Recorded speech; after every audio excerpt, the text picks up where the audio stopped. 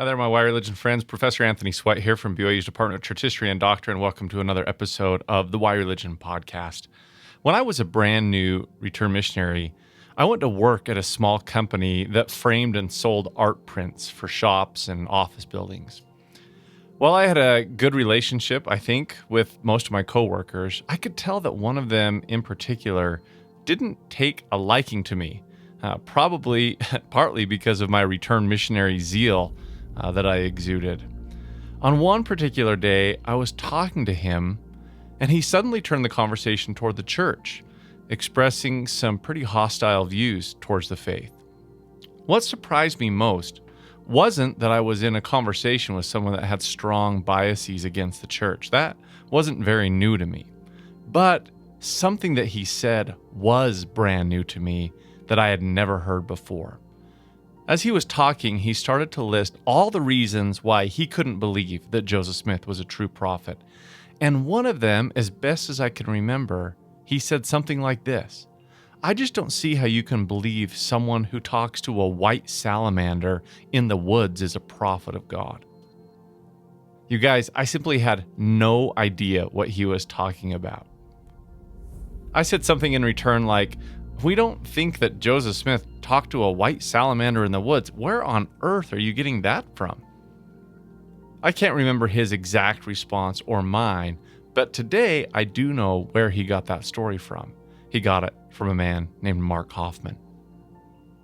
Most all of you listening know about Mark Hoffman and his forged documents in the 1980s that sought to discredit and undermine the historical foundations of the Church of Jesus Christ of Latter-day Saints, including one of his forgeries that claimed to be an 1830 letter written by Martin Harris to W. Phelps, explaining that a spirit guarded the golden plates, and that when Joseph attempted to take the plates, this is from the forged letter, quote, the spirit transfigured himself from a white salamander in the bottom of the hole and struck me 3 times and held the treasure and would not let me have it, end of quote. This letter and many others were originally thought to be authentic documents, and the implications, if they were legitimate, sent shockwaves throughout the church. When Hoffman's forgery scheme started falling apart, he turned to bombing and murder to try to cover it up. The streaming service Netflix recently produced a very popular docuseries called Among the Mormons on this aspect of Latter-day Saint history, exposing a whole new generation and broader segment of society to the story who otherwise may not have ever heard about it.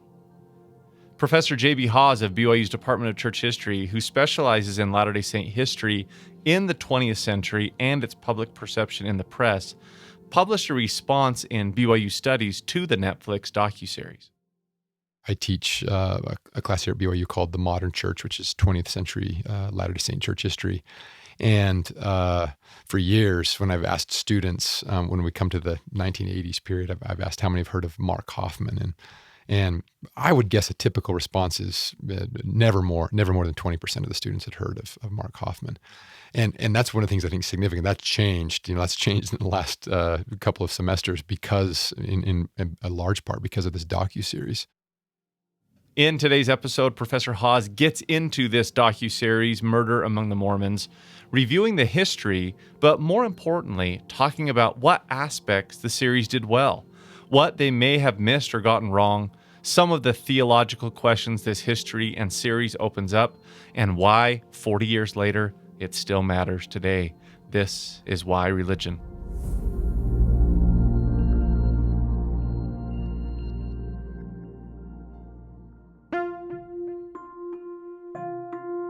Each year, religion professors at Brigham Young University produce hundreds of publications on subjects related to the Church of Jesus Christ of Latter-day Saints. This podcast brings this research into one place to enlighten the everyday seeker of truth. Seek learning, even by study and also by faith. Interviewing the author, we discuss why the study was done, why it matters, and why the professor chooses to be both a scholar and a disciple. This is Why Religion. Research to enlighten your mind.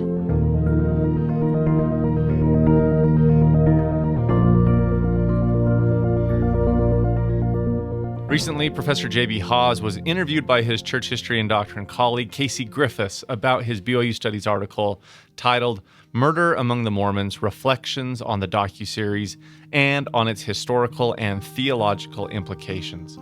In part one, Dr. Haws gives a brief history of the Hoffman document forgeries and bombings, discussing some of the strengths and weaknesses of the docuseries produced by Netflix, including what was left out of the series, along with some of the historical and contextual information that got lost in the docuseries and in the Hoffman interviews. So let's get at it. Here is Casey Griffiths interviewing Dr. J.B. Haws. This is Casey Griffiths, and I am here with J.B. Haws. J.B., we're talking about a kind of unique academic piece. This is a review essay of Murder Among the Mormons, which is not a book or an article. It is a blockbuster Netflix miniseries, and it's got a salacious title right off the bat. You've got Murder and Mormons, two things that are probably going to cause people to pay attention. So first explain to us, this is longer than a typical review that you would find. By the way, this is published in BYU Studies Quarterly, number 2 in 2021. Tell us a review essay and what prompted you to do this. Well, I was really interested in the documentary, the docuseries, like probably a lot of our listeners and a lot of Netflix viewers too. It registered and very, very popular, as you said, blockbuster. So I was interested in the docuseries, but the editors of BYU Studies Quarterly reached out and asked if I would be interested in doing a review, and I was really jumped at the chance. I thought it'd be great to put some thoughts together. It's a topic, a time period that I'm really interested in, so I was grateful for the chance to reflect on it. And let me point out a couple of unique things, because I am one of the people that watched this on Netflix, I think the day it came out. And you point out in your article that it made it to number 2 on Netflix week list of most watched shows for the week. Murder Among the Mormons is about the Mark Hoffman case, and it was produced by Jared Hess and Tyler Measom. Jared Hess of Napoleon Dynamite fame. That's right. What were your feelings knowing Jared Hess was going to direct this? Yeah, I actually found that really exciting. So Jared Hess and Tyler Measom, that worked together on producing this and directing this. I've been a big Jared Hess fan for a long time. I really love his movies, and his wife Jerusha Hess. I mean, they've done some remarkable movies. They're very quirky in their style. They have some fantastic music, fantastic scenes. Really do some interesting things with period pieces. But I also think there are a lot of religious themes in his movies. You can tell that's part of his artistic expression, but also the things he thinks about. So when I heard that this was going to be a product coming from him, I was excited about that, and he didn't disappoint. I think it has a lot of his hallmarks. Yeah, and it feels like one of his hallmarks is outsiders. Yeah, people that feel like they're outside the mainstream. Right. Yeah. And this documentary does present some interesting characters, Shannon Flynn and Brent Ashworth and Mark Hoffman himself, who are fascinating characters up on the screen that are sometimes depicted in Napoleon Dynamite-ish recreations that are, I think, intended to be a little funny and kind of were. Right. Yeah. And you can tell his affection for the 80s, which also speaks to, my heart as a child of the 80s. So and you see that in some of those cultural nods. It's worth saying this too, is that I think this is quite an achievement to think about creating a docuseries that has such a narrative piece. I mean, to tell a story and to do it exclusively through interviews. That's pretty remarkable. That was some pretty remarkable interviewing and pretty remarkable editing. That I think that reflects the skill of the editors to do that without almost any kind of narrator breaking in. Just the whole narrative was carried by interviews, and so that's a tribute to some talented film work there. Yeah, there's no doubt that this is an expertly produced docuseries that is very engaging. Yeah, very engaging. And I think the engaging part, and it's just worth just underlining this, is how much attention they make to the human element of the story. That this was a story where just so many victims' hearts were broken, and they keep their attention squarely on that, which I think matters, and that's something worth paying tribute to. Even though most of our listeners are probably familiar with Mark Hoffman and that case. Some of them might not be. It's been almost 40 years since the Hoffman bombing. So can you give us a quick recap overview of the Hoffman case and what Murder Among the Mormons discussed? You bet. Yeah, and I think you've identified something really interesting about this. So, and I'm guessing that you probably have this experience in your classes when this comes up. I teach a class here at BYU called The Modern Church, which is 20th century Latter-day Saint church history. And for years, when I've asked students, when we come to the 1980s period, I've asked how many have heard of Mark Hoffman, and I would guess a typical response is never more than 20% of the students had heard of Mark Hoffman. Mm-hmm. And that's one of the things I think is significant. That's changed. That's changed in the last couple of semesters because, in a large part, because of this docuseries. But it's interesting that one of the things that I think is an important kind of subtext to this story is that even though Mark Hoffman's name and maybe the specifics of the episode might be less familiar to contemporary Latter-day Saints and definitely contemporary Americans, I think the impact of that episode still haunts Latter-day Saints in some ways. It still has its marks on what the wider public think about Latter-day Saints. So I think it was a really impactful moment, even if people can't remember the specifics or aren't aware of the specifics. Mm-hmm. So it's such an intriguing story. I mean, it makes for compelling television because it has so many complex and strange twists and turns. Mark Hoffman was a Latter-day Saint, returned missionary, newly married college student at Utah State in so many ways, kind of a typical young Latter-day Saint college student of his time, pursuing pre-med. And he was an avid collector of historical documents, and he had purchased a Smith family Bible that connected to Joseph Smith's family. And as the docuseries dramatizes really nicely, he and his wife find a 2 pages of the Bible that have been glued together, and they separate the pages and find a folded, aged document that they unfold. And to their, just awe and surprise, it looks like the Anthem transcript, the copies of the gold plates characters that Joseph Smith made for Martin Harris. Mm-hmm, mm-hmm. Mark Hoffman takes it to a librarian and archivist at Utah State, then they take it to an institute teacher at Utah State who confirm, in their excitement that this might be the actual Anthem transcript. They contact the church. It becomes huge. It's published in the Ensign and the Church News that this first Joseph Smith holograph, this first Joseph Smith written document has been discovered. And that launched Mark's career as becoming as prominent as any Latter-day Saint historical document collector of the time. And over the next 5 years, just produces find after find after find that of these really rare and remarkable documents. And the interesting thing is that they also start to become more and more controversial. Mm-hmm. And so the tension around his finds is growing. But there was little suspicion about these being forgeries. There was no reason to suspect that they were. And the tragic and awful end to the story is that in October 1985, 2 people were murdered in bombing murders. And then Mark Hoffman himself is seriously injured in a bomb the next day. What is then discovered later is that Mark Hoffman had forged these documents, and then also he was the murderer, perpetrated these just horrific crimes. And so that for about 5 years, he was the center of this strange network of historical documents, with virtually no one suspecting what was really going on. In retrospect, it seems like everybody should have known something was up when he's producing something amazing every couple of months.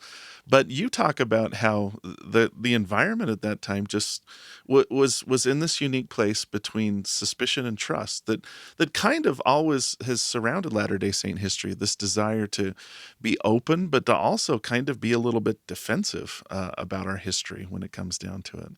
So this documentary, in a very, very engaging way, goes through the Hoffman story. What are some of the strengths of the presentation, and what are some of the weaknesses in your mind? Yeah, that's. I think you've set that up nicely. I one thing that I wrestled with is a strength and a weakness that it's hard to know how. I think these are two sides of the same coin in this case. One of the things that I think was that the docuseries did so well was that it created the tension because it early on let you see how this would have felt from the eyes of victims. So I think that's probably the docuseries' biggest strength is the voice it gives to the victims. So close friends like Shannon Flynn or Brent Metcalf, and then Mark Hoffman's wife, Dory Olds. They are the primary drivers of the docuseries through their interviews. And the thing that I think is a strength is that we go along with them and see as the story develops. So we're seeing things from their eyes, and so that makes the shock of the discoveries, the shock of the murders first of all, and then the shock of the forgeries. We get a little bit of better, I think, sense of how this would have felt. At the same time, though, what I think was I wish the docuseries would have done differently is I wish it would have made it very clear from the beginning that these were forgeries. And the challenge is that was what happened in the United States. Largely, this was mostly an American story for the church, but is that because the murders happened before Mark Hoffman's confession that these were forgeries, or even before investigators were thinking that these were forgeries, so much attention was on murders surrounding historical documents related to the Latter-day Saints, that by the time it came out that they were forgeries and that Mark Hoffman was the perpetrator himself, not just a victim, the story had lost so much momentum that I'm not sure how many Americans heard the end of the story.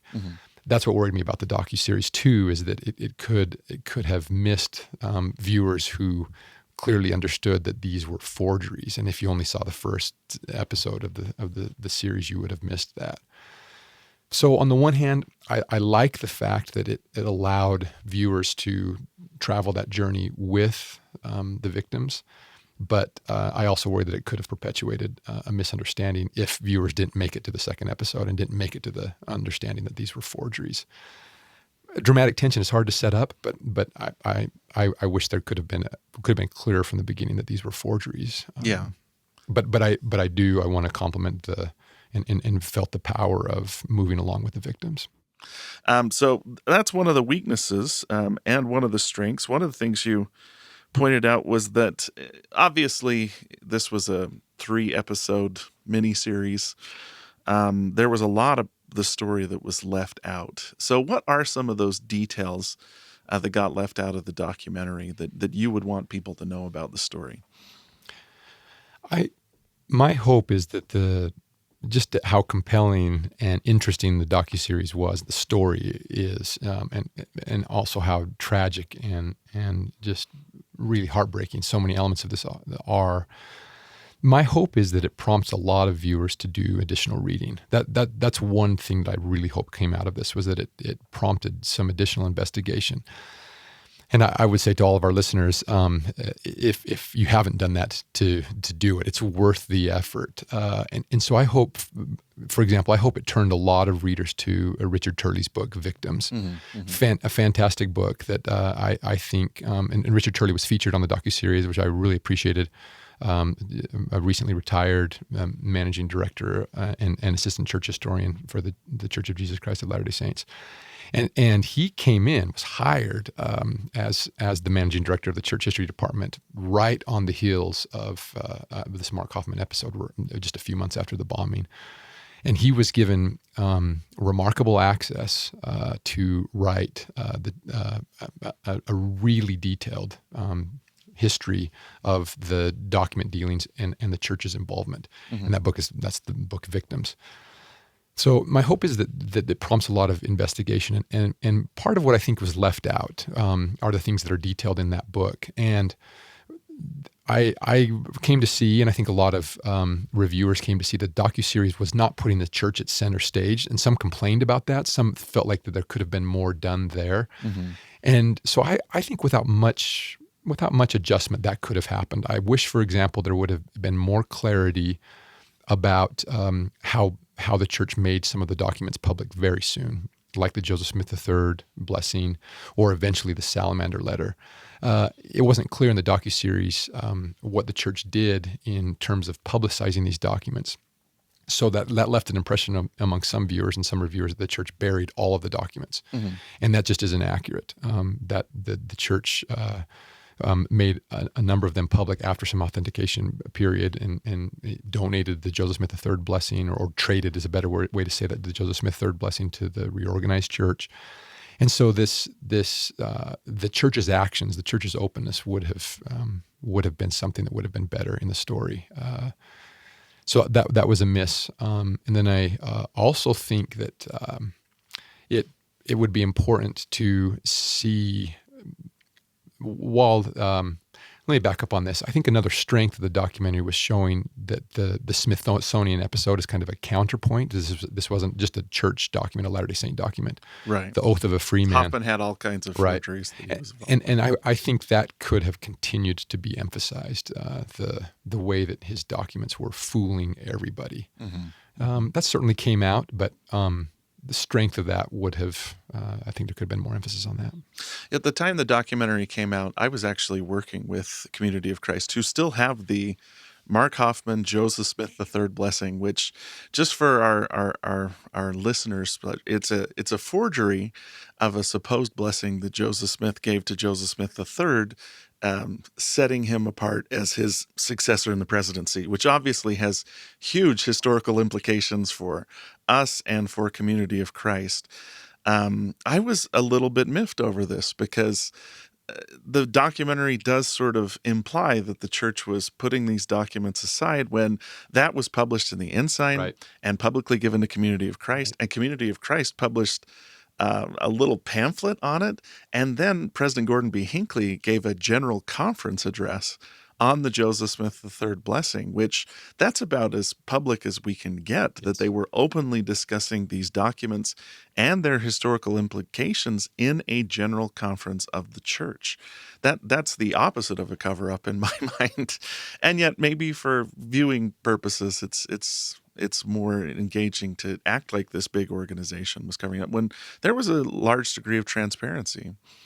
I think that's a really nice case study, and you framed that very well. Here's one thing that's mentioned in the essay that I think shows the confusion, is that there was an early review that in the description of the docuseries said that the church purchased the Salamander letter so that it could bury it. That was changed later. I mean, they corrected the review because none of those things are true. The church didn't purchase the Salamander letter, and the church certainly didn't bury it. Steve Christensen purchased it. It was donated to the church, and then the church published the text. And that was corrected in a review. But just the very fact that an initial review of the docuseries had that misunderstanding, to me shows that there could have been done more in the docuseries to highlight what was really happening with the church. And then the other big one that I think is hard to get at, and that is just how much time elapsed between the murders and Mark Hoffman's plea deal. And so while there was a title card in the docuseries with the date of the plea deal, January 1987, and the murders are October 1985, in viewers' minds, they could easily lose track of how long that was. And so when we're talking, 15 months, that's a significant gap between the murders and the plea deal. And the reason why I think that matters, again, is that just to think about how much of the story's momentum had diminished when the true facts are starting to come out. Yeah. And that's obviously a problem in all media stories, right? Winston Churchill said a lie can make it halfway around the world before the truth has a chance to put its pants on. That's exactly right. And sometimes it's that immediate impression of, there was a murder in Salt Lake linked to a Latter-day Saint document. A person doesn't always travel all the way to the end of that road to find out here's all the complexities surrounding that and what was going on. Another thing that I'd like to point out as a strength and a possible weakness that you bring up is this documentary obtained something I'd never heard before, which was recorded testimony of Mark Hoffman. The filmmakers weren't able to interview Hoffman himself. I think he declined. But they were able to obtain police recordings where he confessed and explained his methods. And you mentioned that might have been a strength and a weakness. Can you talk a little bit about that? I'm with you that this was such a compelling and just riveting part of the documentary. I mean, there were it was and some chilling moments too, some very, very chilling moments. But I do think there could have been, and I wish there might have been something said about the nature of those recordings and then how they stopped. And these are things that are detailed in other histories, again, that I hope people are reading about. But as part of the plea deal, Mark Hoffman agreed to let investigators interview him, mostly to determine how he had been so successful at fooling everyone, fooling the industry experts, and to detail his methods, his motivations. And so these were really interesting interviews. But eventually, because of some of the resistance on the part of Mark Hoffman and his lawyers, and some of what police investigators felt like he was going back on his agreement, or he was resisting, they stopped the interviews. And there also were investigators who were quite dubious of some of Hoffman's claims, and they just felt like he was not being forthcoming, or that he was grandstanding in many cases. And there were a couple of times in the docuseries where I felt like that was what was happening, was that Mark Hoffman's claims, in some ways to aggrandize himself and his accomplishments and just how much he had fooled everyone, that his voice was allowed to control the narrative. And in one of those specific cases was that he said that people don't want to face the facts, and so they're because of that, that's why his forgeries were successful, as if sort of making his victims seem like credulous dupes. And I just don't think that's fair to the story, and I don't think it's fair to the victims. And interestingly, the reason why Mark Hoffman was in some ways successful is because Latter-day Saint historians were not willing to ignore documents that went contrary to their previous beliefs. So his sense that people just don't want to believe what opposes their beliefs was quite the opposite of what really happened. Latter-day Saints were taking seriously documents that challenged their narrative, but felt that was their responsibility to have the integrity to do so. Yeah. So I think that was an unfair characterization, and maybe allowed Mark Hoffman to control the narrative mostly for what seems like self-aggrandizement. Again, understanding that it's difficult to get at all this nuance, but what I think could have just flipped that slightly was to give a better characterization about Mark Hoffman's interviews themselves, and why investigators came to the place of not seeing him as a trustworthy witness about his own story. Yeah. And I think that's an important point that would make sense. Someone it's hard to sift through truth from fiction. And so I think that same kind of caveat, that same kind of qualification could have been made more explicit about his interviews, his statements.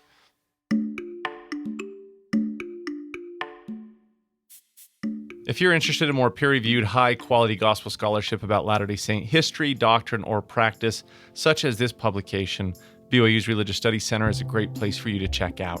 The RSC has recently published a new book from their press called Our Savior from Self-Doubt by Gayla Marie Rosenberg, who is an adjunct instructor of church history and doctrine here at BYU. Self-doubt limits our perception of our potential and diminishes our joy and hope in who we are and what we can become.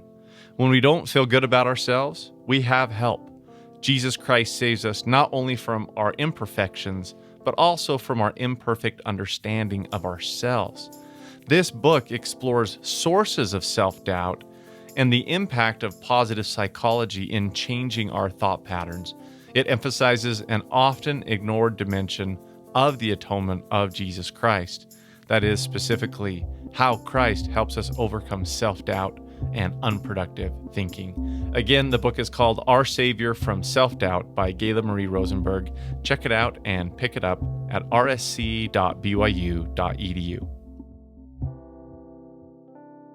We've been listening to Dr. J.B. Haws, the current chair, by the way, of the Department of Church History and Doctrine at BYU, talk about his published review and response to the Murder Among the Mormons Netflix docuseries. In part 2 of Why Religion, we like to explore a little bit more why this research matters. How can it inform us and help us in living, learning, or loving aspects of the restored gospel of Jesus Christ? In this part 2, Professor Haws discusses some of the theological implications of this history, specifically things about human agency, prophetic seership, and God's intervening hand. He also discusses helpful responses to popular media about Latter-day Saints, particularly when it's negative. Now, on the one level, this could just be a little interesting episode from church history in the 1980s. On the other hand, you point out in your review that there are theological complications here too. There's implications. When I've told this story in class before, I've had students say, why weren't church leaders aware that they were being deceived?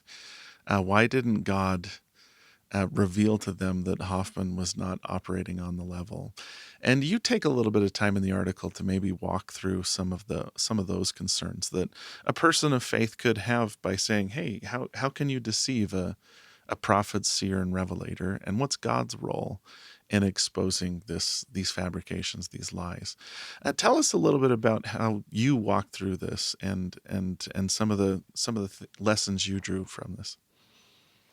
These are really important questions and worth thinking about. And so this is another reason why I'm a fan of the docuseries, is because I think it does prompt us to think in these terms and to ask these questions. And I also have to say, as another hats off to the filmmakers, is that they gave some attention to this. They allowed Rick Turley to think about this, for example. They allowed Al Rust to think about some of these theological ramifications. And so I think that was a significant place, had a significant part of the film.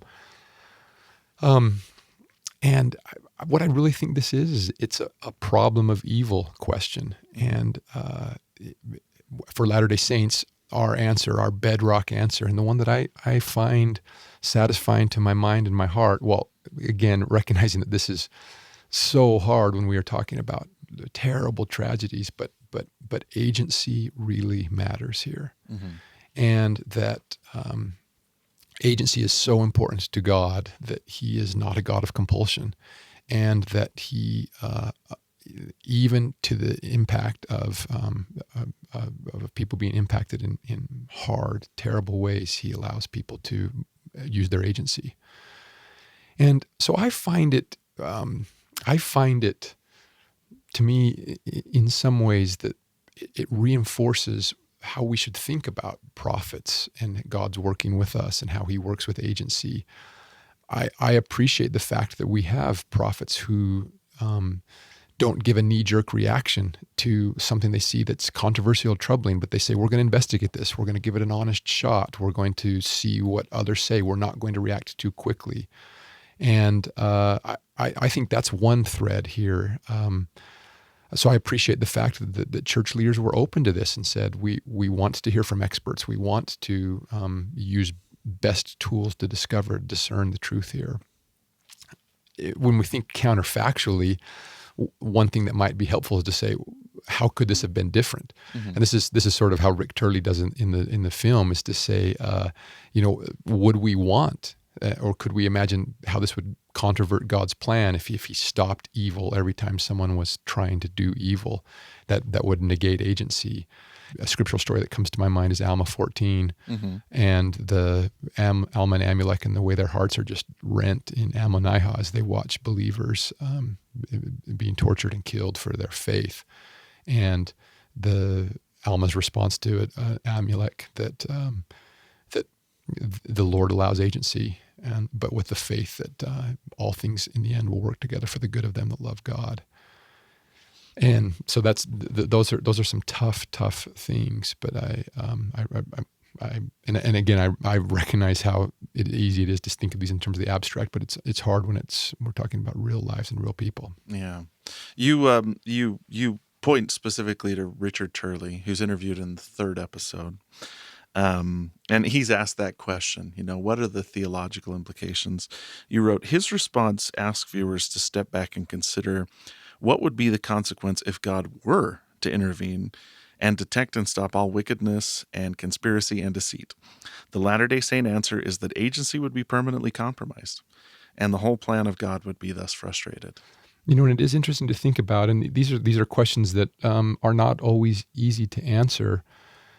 But I do think it's worth thinking about that there are other scriptural sort of precedents, and historical precedents. We sometimes see God foiling a plot beforehand. We think of maybe the lost manuscript of the Book of Mormon, 116 pages. Mm-hmm.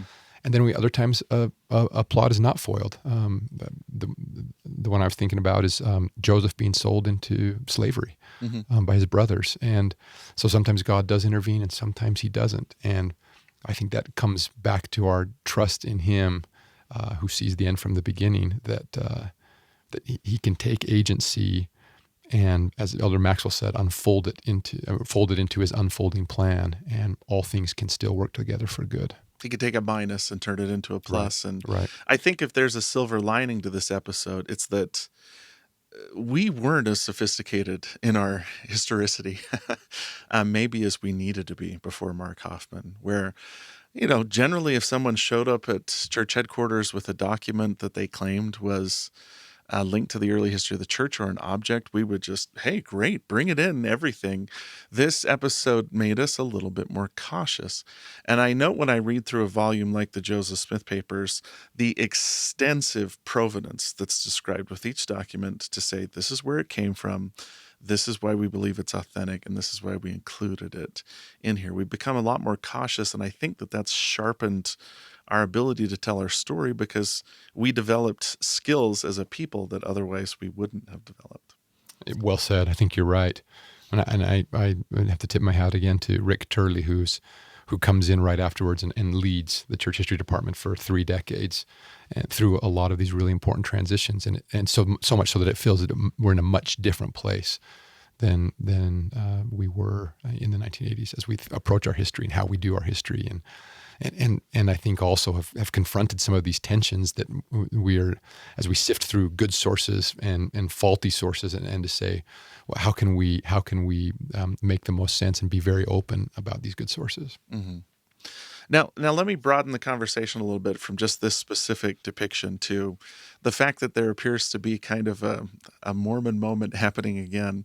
That phrase harkens back to when Mitt Romney ran for president in 2012, and there was a lot of media attention on the church. It feels like in the last little while, for whatever reason, there has been a lot of media attention on the church. This documentary, Under the Banner of Heaven, a number of mini-series and documentaries put out there that highlight stories of people in the church or people that have left the church or people that are in break-off organizations from the church.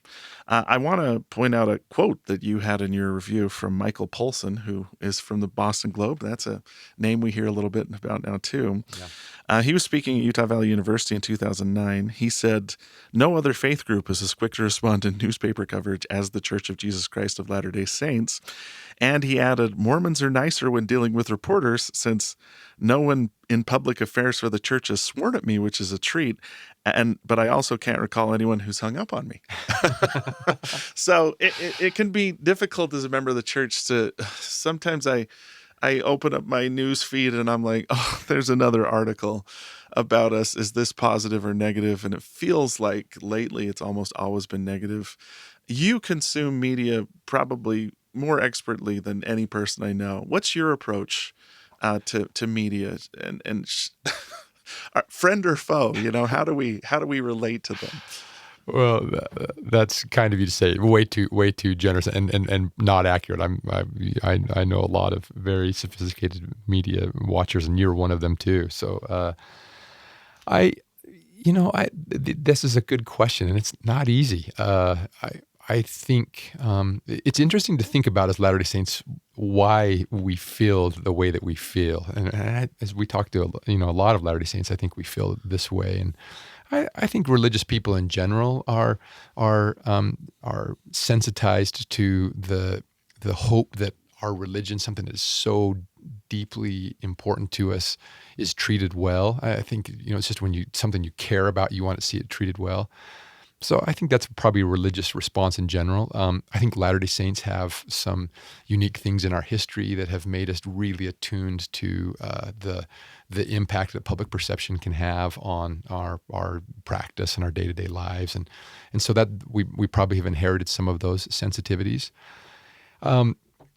I think that when we look back on the church's history and its response to moments, because this is often very cyclical and it comes up again and again, I think we see that we're faced with a choice between defensiveness and openness.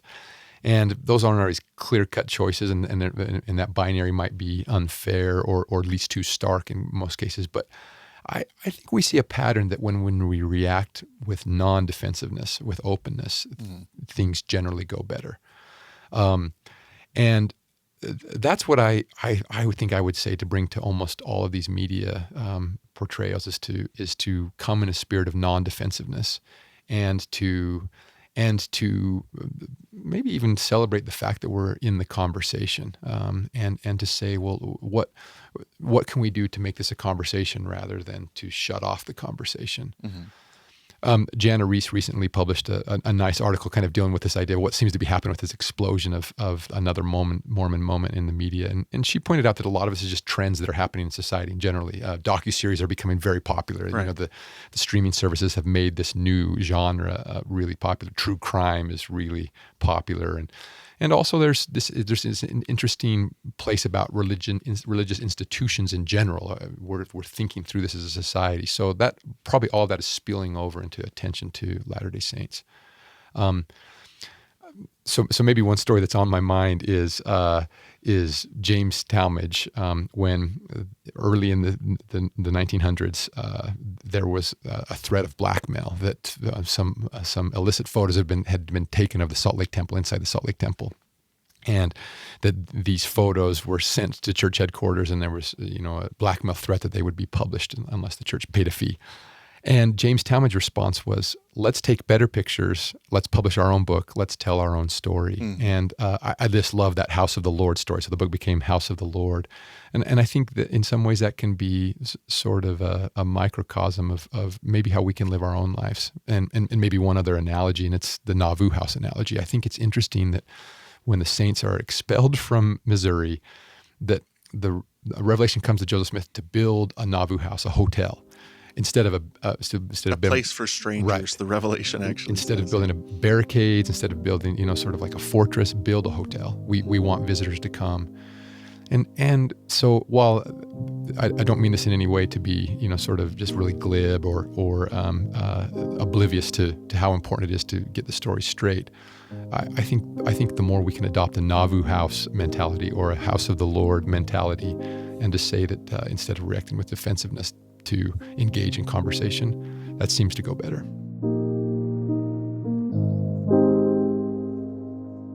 If you're interested in reading all of J.B. Hawes' article called Murder Among the Mormons, Reflections on the docuseries and on its historical and theological implications, it is available in full and for free on the BYU Studies website.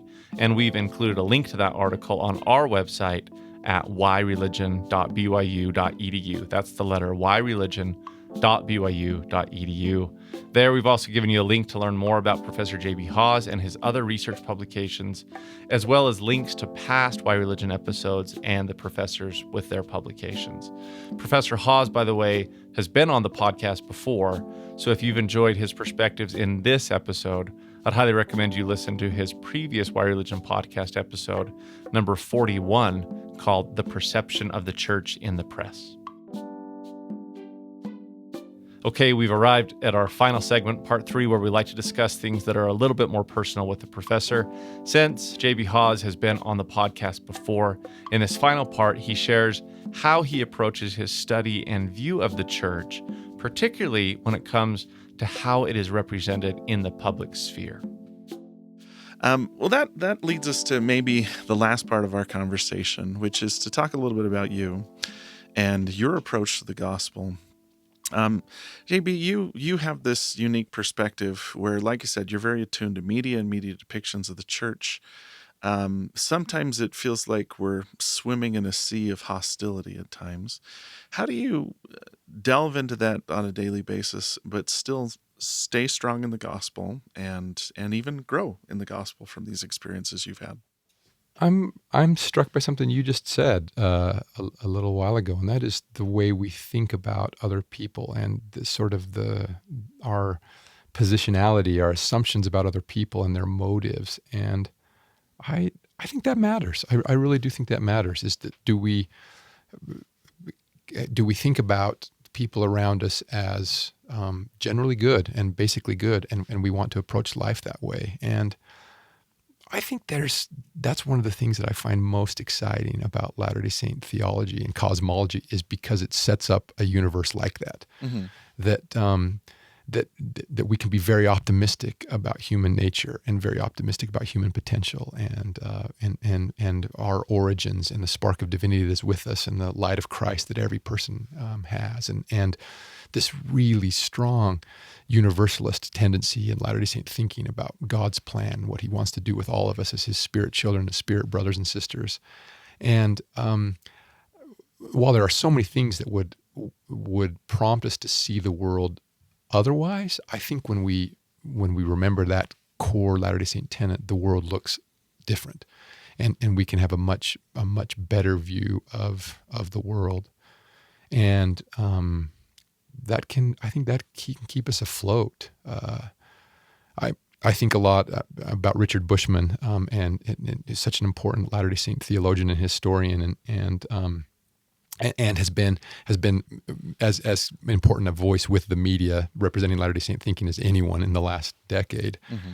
And the thing that I think that he does really well is that he talks about the importance of having a pure heart. And he means this very sincerely, is that when we all are striving as disciples of Christ to have a pure heart, to want to bless people wherever we can go, wherever we are in every interaction, things just seem to come out differently. Mm-hmm. And so I think that's, as you said well, I think it's the way we view the world, and letting our best impulses as what we believe as Latter-day Saints prompt us to want to have pure hearts and to bless others and to be disciples of Christ in every interaction.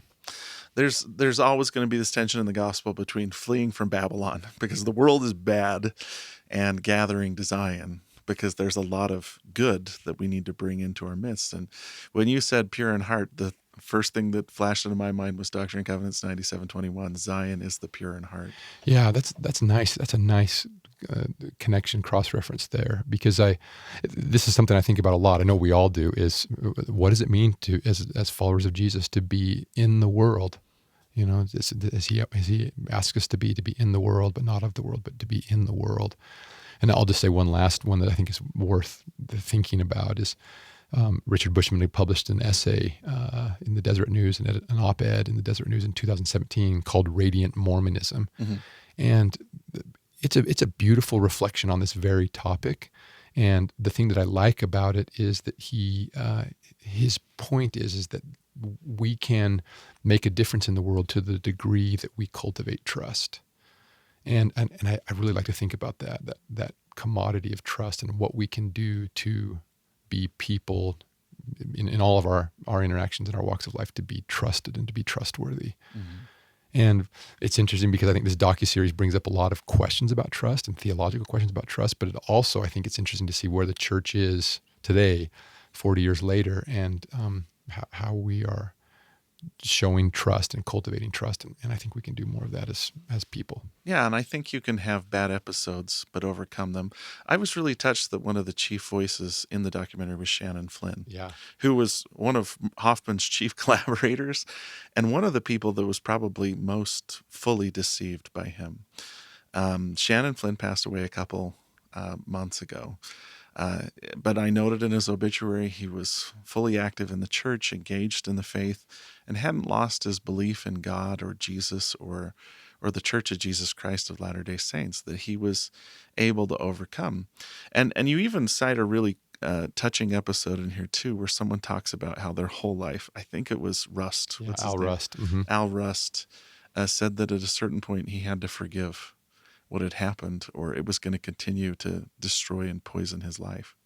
Yeah, I was so grateful that the filmmakers included that, and that's another hats off to the filmmakers for including that Al Rust episode, where he had a revelation, sort of a spiritual insight, where he just came to realize that he had lost. Mark Hoffman had taken his money and hurt his business and his reputation, but he couldn't let him take any more. Couldn't let him take his peace. Couldn't let him take his well-being. And so he just had to realize to stop and to forgive. And then, in a remarkable way, did express his forgiveness. That's beautiful, and I think that reflects the power of the gospel of Jesus Christ.